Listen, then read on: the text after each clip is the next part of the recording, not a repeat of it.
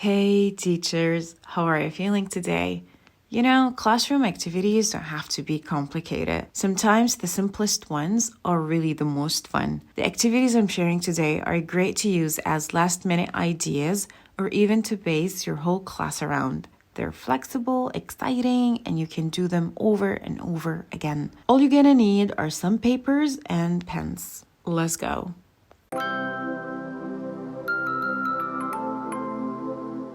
Our first activity is perfect to teach prepositions. Hand each student a blank piece of paper. Tell them to draw the sentences you're about to say. I like to keep the fact that we're learning prepositions a secret because many students of mine just hate prepositions. Make sure to prepare 5 to 6 sentences that include prepositions. The number of sentences depends on the prepositions you're teaching. You know what? Grab an empty sheet and a pen and let's see how this works together. Are you ready? So I want you to draw what I'm about to say. There is a mountain in the middle of the page. There is a river under the mountain. Across the river, there is a little girl. There is a line along the river. Above the mountain, there is a house. There is a tree next to the house. And finally, there is a circle around the house. So, do we have the same picture?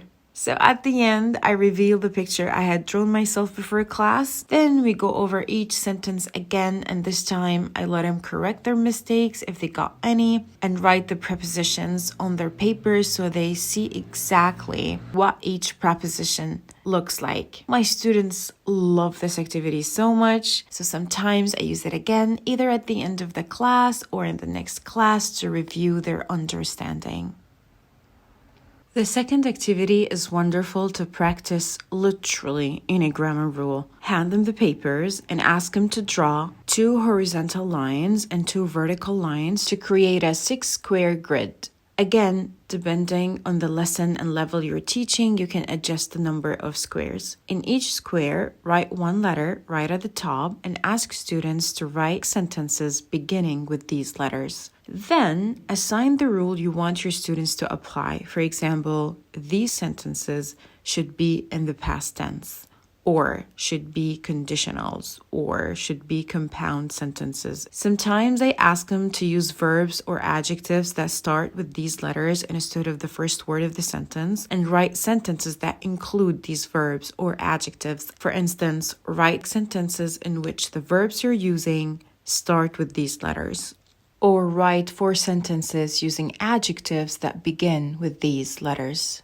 This is my absolute favorite activity to make students practice any grammar rule, and the best thing about it is that I didn't have to prepare anything. I just write these letters on the board and off they go. They'll feel engaged and challenged, and I certainly feel like a winner.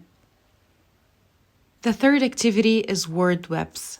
I just love word webs. I know they're great when it comes to expanding students' vocabulary, but they also can help students develop a better understanding of grammar. I almost use word webs to practice grammar with all levels. With lower levels, I go with simple target rules like nouns, irregular verbs, positive adjectives, singular subjects. With intermediate or advanced learners, I tend to go with sentence webs instead of words.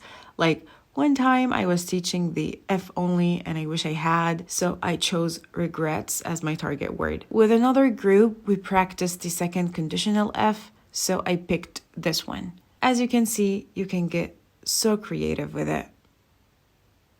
Our last activity will encourage students to practice tenses and adjectives both at the same time. Give each student or team a piece of paper and ask them to fold it in half. Tell students to create a character by giving it a name, gender, interests, a look, a house, a nationality, a job, a major, or anything you want. Here, they should include at least 1 adjective in every sentence they write about this person. For example, this is fancy Nancy. She's a rich lady. She's a successful businesswoman, and so on and so forth. Give them enough time and then ask students to switch their papers with another student or team. And on the other side of the paper, the other students have to use the same information to imagine this character, but like 20 years from now, in the future, or 20 years ago, like in the past. So they must use different or opposite adjectives and change the verbs accordingly. If you're doing this activity with young or artsy students, make them draw the character. If not, they can just stick to writing the sentences. This activity is very interesting and super fun.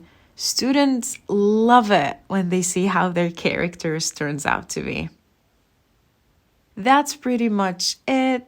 As always, you're welcome to stop by my TBT store anytime you need fun ESL games and activities.